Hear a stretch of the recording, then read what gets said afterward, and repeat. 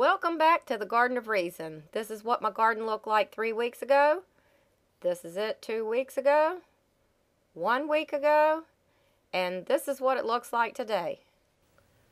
We only had 1.5 days of sunshine this week, but I can't complain because a lot of you folks had snow. The reason that I'm making these update videos is because several people asked me if I could do step-by-step videos of everything that I do in my garden, and I wish I had time for that. But when I'm putting my garden in, I'm generally trying to beat the rain, and I just don't have time to bring the camera out and try to film it all. So I thought that what I would do is make weekly updates and try to tell you what I did during the week and why. I loosen the soil up around my onions. As they start to bulb up, it's a good idea to pull the soil away from them. And I always have a hard time with that because by the time that happens, my soil has started to compact so badly that it's next to impossible to pull the soil away. I thinned the kale out a little more and fed that to the chickens. I basically planted this for the chickens, and I also sprayed it with BT because of the cabbage worms. I never do anything to garlic. That stuff just takes care of itself. I did bring a pair of scissors out and I snipped the blooms off of all my new little strawberry plants. I planted a few flowers to try to cheer up the place. And with the asparagus, our weather has been so erratic that has been coming up erratically as well. So I haven't been getting enough to do a whole canner load at one time, so most of it I've just been letting it go. I have several varieties of blackberries here. The ones that are blooming now are Apache. And last year these bloomed and a cold spell hit and wiped them out. This time it looks like I'm avoiding that. I haven't noticed any new holes in the leaves since I sprayed with BT. My blueberries are moving along. I'll be covering these soon to keep the birds from eating them. The sugar beets are moving along, and these just seem to love the rain. There's more strawberries, and I still haven't weeded this garden. I think I've maybe plucked a couple handfuls of weeds out of these beds all total. This lettuce is starting to go to seed. I think that lettuce and tomatoes go together, and in order to use this, I'll have to buy some of those hardball tomatoes from the store, and I just don't want to buy those things. I wish I could grow lettuce and tomatoes together, but I can't. My potatoes are moving along. I have red potatoes on the right, russets on the left. I really didn't want to plant russets. I usually plant Kennebecs, but the ones in the store look diseased, so I bought the russets instead. So what the heck.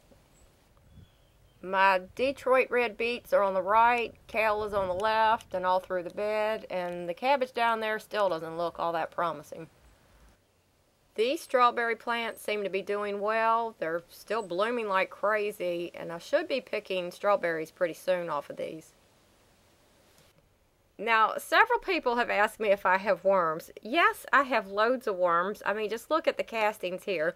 But look at the soil. I mean, it is just too much to ask of worms. They aren't going to turn this soil into something that looks like a beautiful loam.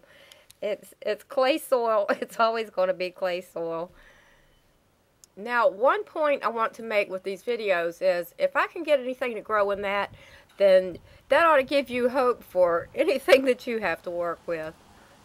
Now, this is the 3rd year for this garden, and even as bad as that soil looks, this is what it did the 1st year. This is what it did the 2nd year. And you can see what it's doing so far the 3rd year. There is hope. And it was all done with a rototiller and a bag of 10-10-10, so I wouldn't blow those methods off. I sprayed these strawberry plants again with neem, and it seems to be holding the disease off.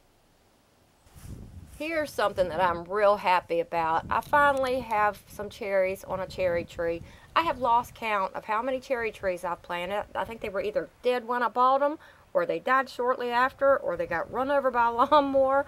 This is the first time I've finally gotten one of these trees to live and actually produce a cherry. I couldn't be happier about this. This variety is North Star. Here's another thing that I'm real happy about. I have a terrible time around here of poison ivy, and it just took off up several of the trees around here. And I've tried killing it in the past by spraying it with Roundup, and it would only kill as far as I could spray. Everything above that continued to live, and then it would all come back. And the other day I came out here with an axe and I chopped all the roots around the base of the tree, and it is killing it.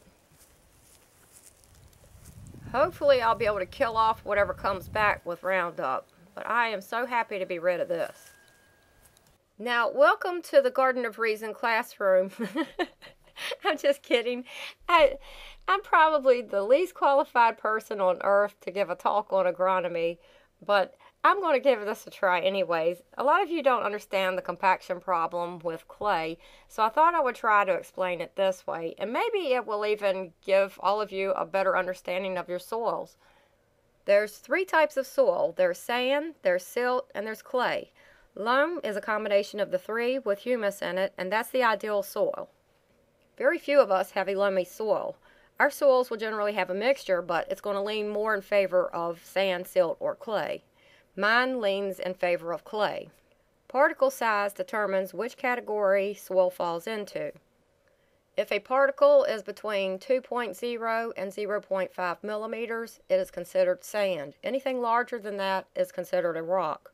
Silt is 0.05 to 0.002 millimeters. Clay is anything that is less than 0.002 millimeters. Now think about that. A particle of clay is 1,000 times smaller than a particle of coarse sand. Because of its large size, the spaces between particles of sand are larger, allowing water and air to flow through freely. Clay particles are extremely small, therefore they pack more densely. Water and air cannot flow through clay as freely. These soils are not only different in size, they are also different in shape. Sand and silt are basically round, whereas clay is basically flat. If you had a container of round objects, there would be spaces there that water and air could flow through. If you have a container of flat objects, those objects tend to stack on each other and overlap, which would not allow water and air to go through. So, with clay, you have extremely small particles, which that alone will lend itself to packing densely. Then to compound the problem, those particles are flat and they will tend to stack and overlap, and it is extremely hard for water and air to flow through it. It is such a tight knit. Now, I can't speak for all clays, but with mine, it doesn't take anything to compact it. I don't have to step on it. I don't have to run a herd of horses over it. Just gravity and rainfall constantly pounding on it is all it takes for mine. So my solution for my problematic clay is to till in as much organic matter as I can, which isn't much given the time limitations that I have.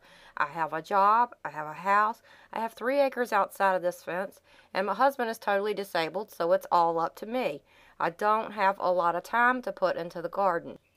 Tilling this soil is the key to my success here because it's providing the air spaces that I need for the extra aeration and for the drainage. You know, people talk about microbes in soil, how helpful they are. Well, good microbes are aerobic, which means they need oxygen to do their job. If I don't get any air into that soil, what am I going to have then? I once read something that said it so well. They said to get your gardening advice from the experts. And who are the experts? The experts are your plants. They will tell you if what you're doing is working. They will tell you if it's not. They'll give you signs as to what they need. Just listen to your plants. They are the experts. This person said it so well. They said, listen to plants and animals. They don't lie. They don't have anything they're trying to sell you, and they don't have any political agenda they're trying to push. So I consulted the experts in my garden, and what they told me was they're reasonably happy with what I'm doing, and I'm reasonably happy with the way I'm doing it. So if it ain't broke, I ain't fixing it.